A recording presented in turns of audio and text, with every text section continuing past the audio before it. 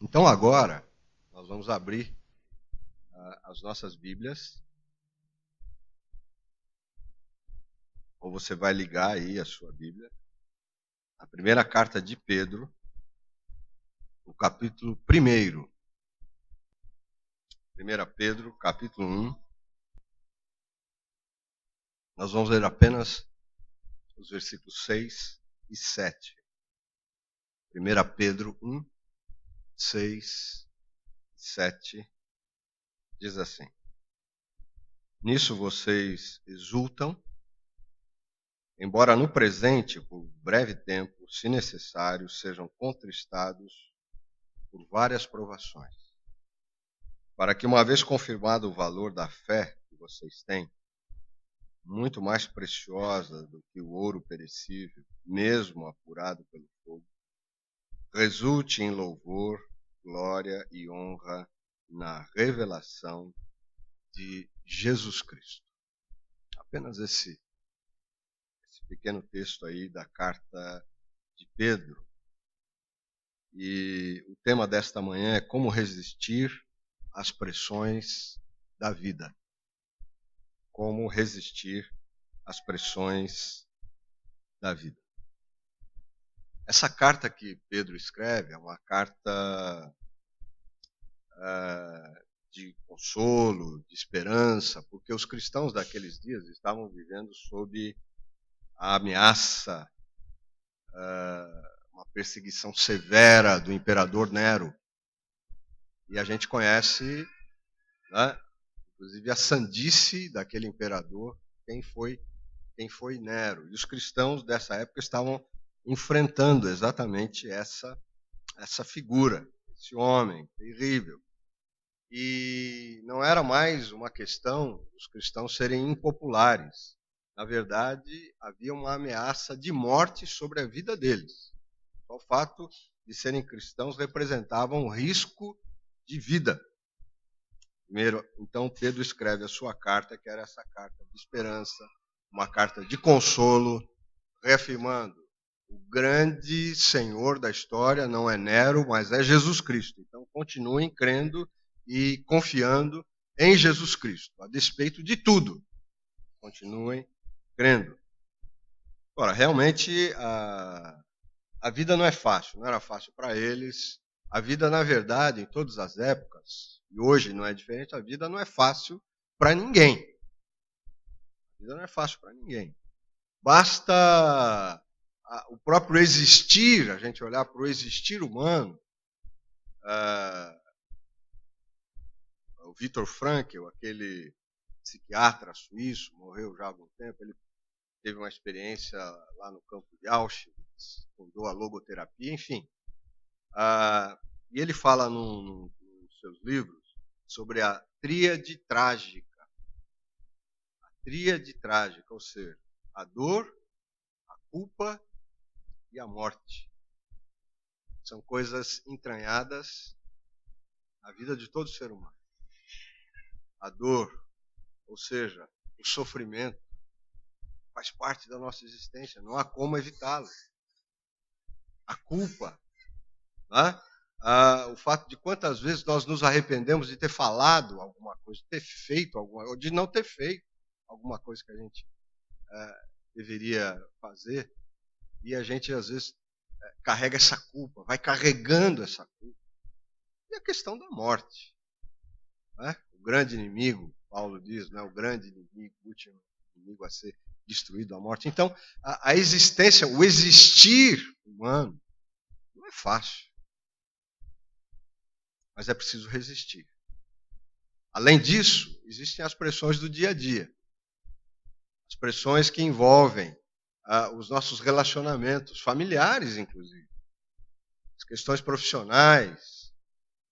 Enfim, quanta coisa.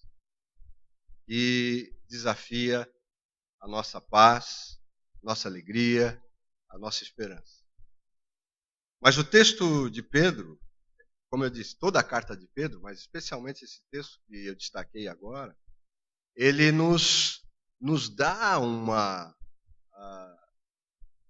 ideia e nos faz lembrar de que em em Cristo, acima de tudo, nós podemos resistir às pressões da vida que sempre existirão, de um jeito ou de outro. Os chineses que têm um ditado que diz assim: há apenas duas pessoas que não têm problemas na vida. Uma ainda não nasceu e a outra já morreu. Ou seja, não escapa ninguém. Mas como é que a gente pode resistir às pressões da vida? Em primeiro lugar, Pedro então escreve àqueles homens e mulheres tão perseguidos, tão afligidos, e ele vai dizer que eles podem suportar qualquer coisa que está acontecendo e que viria pela frente devido àquilo no que eles estavam depositando a sua esperança. Lembrem-se no que vocês estão depositando a sua esperança. E ele diz então, versículo 6, o início do versículo 6. Nisso vocês exultam. Nisso vocês se alegram. Nisso o quê? Pedro estava falando aqui da salvação, que não é algo qualquer. A salvação é o grande projeto de Deus para o ser humano, oferecer ao ser humano a salvação, a libertação de si mesmo, do pecado, que é o egoísmo, o orgulho, a vaidade. E é conduzir o ser humano em segurança para o seu destino final, para a eternidade, ou para o céu, ou para os novos céus e a nova terra. Então Pedro está chamando a atenção daquelas pessoas, dizendo, não se esqueçam disso. De que vocês têm algo lá na frente precioso. Então se alegrem nisso, se apeguem a isso, não se esqueçam dessa tão grande, extraordinária salvação que Deus já tem preparada para vocês. Não se esqueçam do céu. Não se esqueçam do céu. Paulo, na sua carta aos Coríntios, quando ele está tratando da questão da ressurreição, você vai se lembrar desse texto lá em 1 Coríntios 15, ele diz, se a nossa esperança em Cristo se limita apenas a esta vida, nós somos as pessoas mais infelizes do mundo. Porque a nossa esperança vai além. A nossa esperança alcança o céu. Isso não é um conto da carochinha, não é uma linguagem infantil, a gente vai para o céu. Não, isso é um quadro bíblico, é uma esperança cristã de que vamos viver sim com Deus e com o seu povo na eternidade. E o céu, acima de tudo, o que é? Estar na presença de Deus, é estar com Jesus. A gente, às vezes, é tão envolvido com tantas coisas desse nosso tempo, que a gente acha que não tem mais nada. Não, tem um céu nos aguardando. Não esqueça disso. Não esqueça disso. Agora, é esperar o céu e transformar a terra. Não é agora agora nós vamos para o céu, então não precisamos mais nos preocupar, né, com as questões políticas, sociais, né, com os dramas, os dilemas, com o sofrimento dos outros, porque a gente vai para o céu, então vamos já. Não, é esperar o céu transformando a terra, transformando esse mundo que aí está. Não é conformismo, não é fuga, dizer que nós esperamos o céu. Não, é uma realidade espiritual, uma realidade cristã. Então não esqueça disso. Que os problemas desta vida, que as dificuldades, os desafios, que as pressões da vida não roubem jamais de você essa esperança de que você está se dirigindo para o céu. E você vai chegar lá, se você está com Cristo, você vai chegar lá com toda certeza. Não esqueça disso. Mas não deixe de viver o aqui e agora. É claro. Então, em primeiro lugar, como é que a gente pode aguentar as pressões da vida? Em primeiro lugar, nos lembrando, recordando no que nós estamos depositando a nossa esperança, nessa certeza de que o céu nos aguarda. Amém? Com esse amém, a gente não vai chegar nem na metade do caminho. Tá? É o céu que nos aguarda, não podemos nos esquecer. Amém? Agora você vai direto. Agora é ligação direta em Jesus. Em Jesus.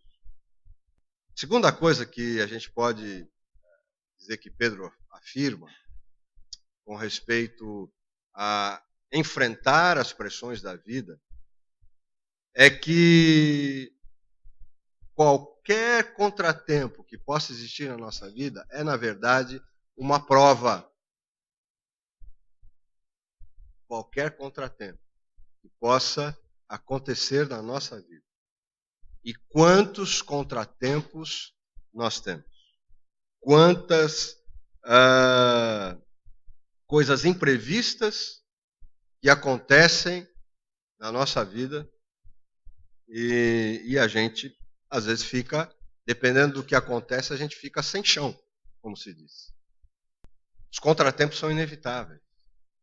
E Pedro está dizendo aqui, olha aí, versículo 6 novamente. A primeira parte, nós já lemos, nisso vocês exultam, se alegram na esperança de que o céu os aguarda.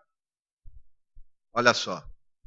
Mas ele continua e diz assim, embora no presente, por breve tempo, se necessário, sejam contristados por várias provações. Sejam contristados, sejam afrontados por várias provações. De todo tipo. No presente. Essa é a realidade da vida, como a gente vinha dizendo lá no início. Quem não enfrenta dificuldades, quem não enfrenta todo tipo de desafios na vida, são provas.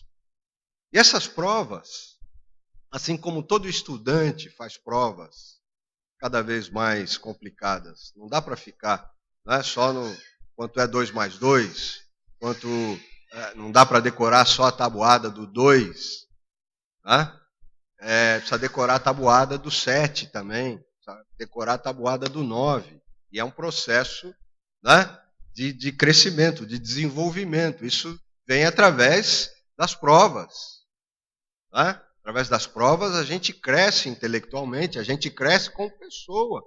A gente não pode abominar o sofrimento, a gente não pode negar o sofrimento. O sofrimento nos amadurece, o sofrimento nos purifica, como Pedro diz aqui. O ouro é purificado através do fogo.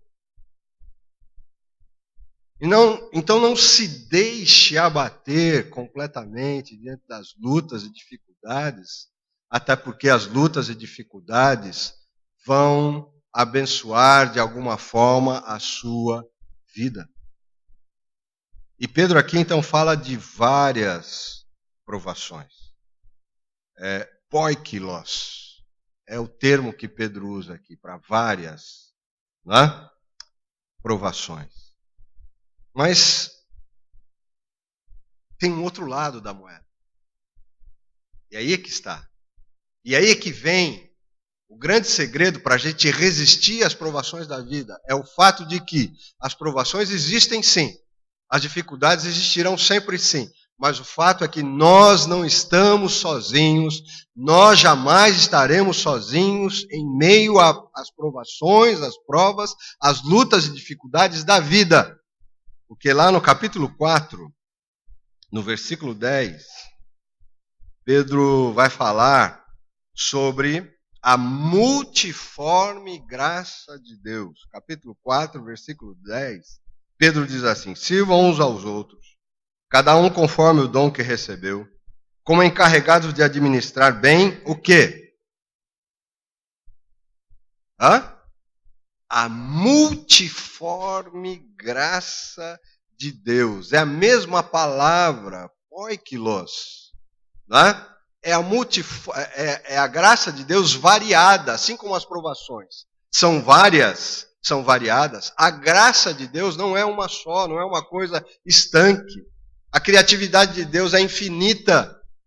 É a multiforme, ou multicolorida graça de Deus, ou seja, nós jamais deixaremos de ser assistidos por Deus. Então não se esqueça disso. Você não está sozinho, você não está sozinha. Deus está presente na sua vida e muitas vezes Deus vai abençoar a sua vida através de pessoas. Deus nos abençoa através da sua palavra. Quando nós lemos a Bíblia e somos consolados, somos fortalecidos, somos reanimados. Deus nos abençoa e nos fortalece através da oração. Mas Deus age muitas vezes na nossa vida através de pessoas. Deus coloca pessoas especiais ao nosso lado para manifestar a sua multiforme graça, a sua multicolorida graça. Então não se entregue, não desanime, não afunde diante das lutas, dificuldades e problemas da vida, sejam eles quais forem. Amém? Amém. Melhorou. Melhorou. É isso. É isso. E finalmente, nós podemos resistir às pressões da vida, porque aguentando firme, não se desviando desse caminho, dessa relação com Deus em Jesus Cristo, nós seremos reconhecidos lá na frente. Nós seremos honrados. Nós seremos honrados. Porque depois do sofrimento vem a glória. É sempre assim, foi assim na vida de Jesus. Depois do sofrimento nós seremos honrados. É o que Pedro vai dizer aqui, versículo 7, né? Nós já lemos aqui, nós já vimos a primeira parte fala do sofrimento como uma aprovação, para que uma vez confirmado o valor da fé que vocês têm, a segunda parte do versículo 7. Então, muito mais preciosa do que o ouro perecível, mesmo apurado pelo fogo, resulte, olha só, no final, qual o resultado de não se esquecer, não se esquecer de que a gente está caminhando para o céu, não se esquecer de que jamais estaremos sozinhos, que a graça, o amor de Deus vai nos acompanhar. Isso vai resultar no quê? Nós confiarmos nisso, nós cremos nisso, nós nos apoiarmos nisso, vai resultar no quê? Resulte em louvor, glória e honra na revelação de Jesus Cristo. O resultado é que o Senhor vai nos honrar. O Senhor vai nos recompensar. Há um louvor nos aguardando lá na frente. Há um grande elogio que partirá de Deus. Como lá na parábola dos talentos, lá em Mateus 25, você se lembra dessa parábola? Né? Quando aqueles homens vêm trazer o fruto do seu trabalho, a multiplicação dos talentos que receberam, né? A palavra do Senhor, né, para eles é: muito bem, servo bom e fiel. Né? Eu te dei um pouco e você multiplicou, então venha e participe da alegria do seu Senhor. Eu já estou falando aqui na Nova Almeida. Nova Almeida. Então, muito bem, servo bom e fiel. Imagina você recebendo um elogio de Deus, diretamente de Deus. Que coisa extraordinária. Então a gente pode aguentar firme, resistir às pressões da vida. Porque, em primeiro lugar, a gente está caminhando para o céu. Não esqueça disso. Em segundo lugar, porque aqui na terra, aqui na sua vida, você jamais estará sozinho e sozinho. A promessa de Deus é estar com você. É garantir que você vai chegar lá no céu. Manifestar o seu amor, a sua graça, para você continuar indo em frente. O que aguarda você lá na frente é um grande elogio, um louvor da parte de Deus, especialmente para você. O elogio, você sabe que o elogio é uma coisa importante na vida, não sabe? Né? Eu quero abrir um parênteses aqui, falar do elogio como algo indispensável na nossa vida. Você que é casado, que tem a sua esposa, há quanto tempo você não elogia a sua esposa? Pensa nisso. Qual foi a última vez que você, né, deu para ela um elogio sincero, verdadeiro? Né? Você está linda. Que comida maravilhosa que você fez. Foi um arroz, feijão, ovo frito, mas estava uma delícia. Então fale. Fale. Elogie. Elogie os seus filhos. Filhos, elogiem seus pais. Pai, você já está idoso, mas olha, você é muito legal. Pai, eu te amo. Olha, você é joia demais. Imagina você fazer um elogio para um pai, para uma mãe idosa, assim, mais ou menos desse tipo. A repercussão que isso vai ter na vida dele, na vida dela. Esposa, você tem elogiado seu marido? Ah? Você tem elogiado? Olha, eu casaria de novo com você. Mas tem que falar de verdade, hein? Ah, se não dá para falar, não falar, não. É melhor ficar quieto. Mas vai ter alguma coisa para você elogiar. Vai ter.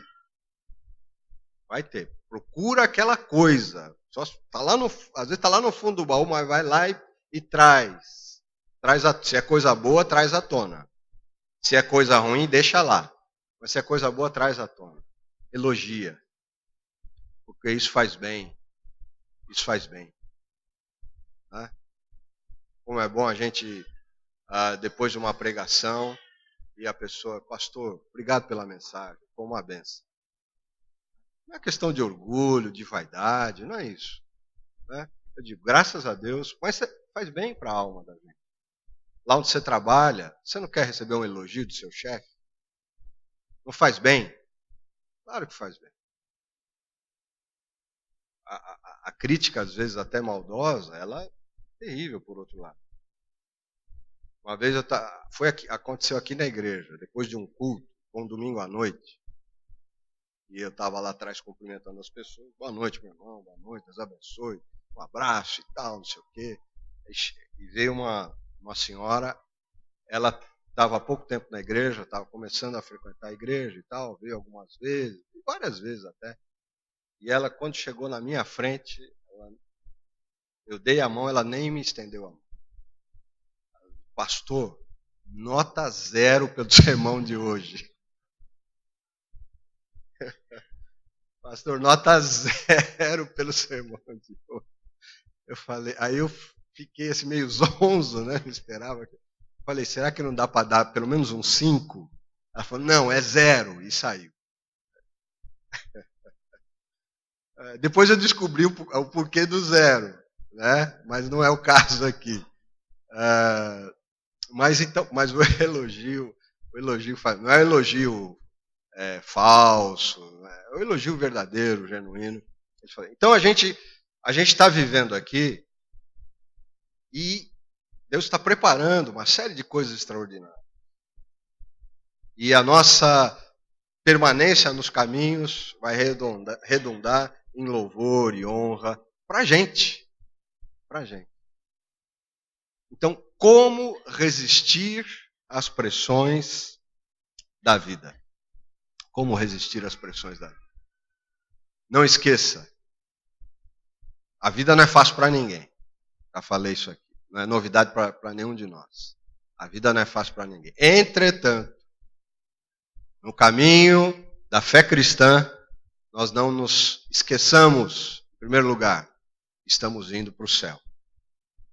Ou aguardando novos céus e uma nova terra. Não esqueça disso. Em segundo lugar, a gente pode resistir às pressões da vida porque jamais estaremos sozinhos, sozinhas. Ao lado das várias provações, a variada, a multiforme graça de Deus vai nos sustentar para a gente continuar. E em terceiro lugar, a gente pode resistir às pressões da vida. Vale a pena, porque lá na frente nós vamos receber da boca do Senhor um grande elogio. Seremos honrados por Ele mesmo. Que Deus nos abençoe, que a gente vá em frente e continue firme, com alegria, com esperança, apesar de tudo. É possível. Amém? Amém.